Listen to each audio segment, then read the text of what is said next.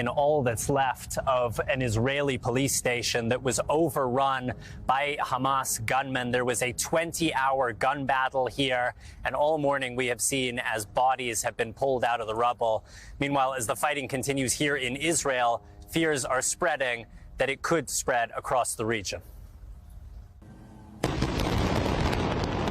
This morning, the Israeli military pounding targets across the Gaza Strip and fighting gun battles against squads of Palestinian militants still on the loose inside Israel, more than 24 hours after the surprise attack began. We were in lockdown for 8 hours and hearing Arabic outside, hearing the terrorists, and they tried to break into houses. This is worse than our worst nightmares. Thousands of reservists called up for what people here expect is the start of a long and bloody war. Every indication is that Israel is preparing for what would be at once a large-scale ground offensive into Gaza and one of the most complex hostage rescue operations the world has ever seen.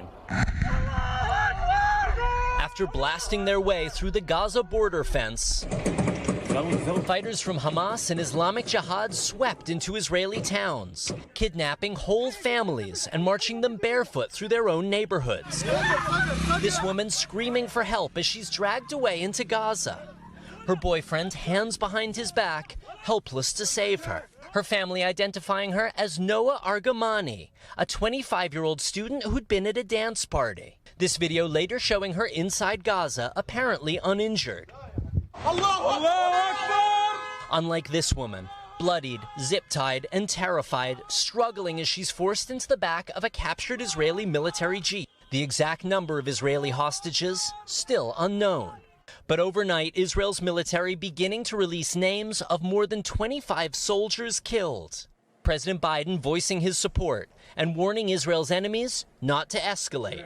This is not a moment for any party hostile to Israel to exploit these attacks to seek advantage. But this morning, mortar fire from militants in Lebanon aligned with Hamas. Israel striking back with drones, raising fears that this war could soon spread to multiple fronts.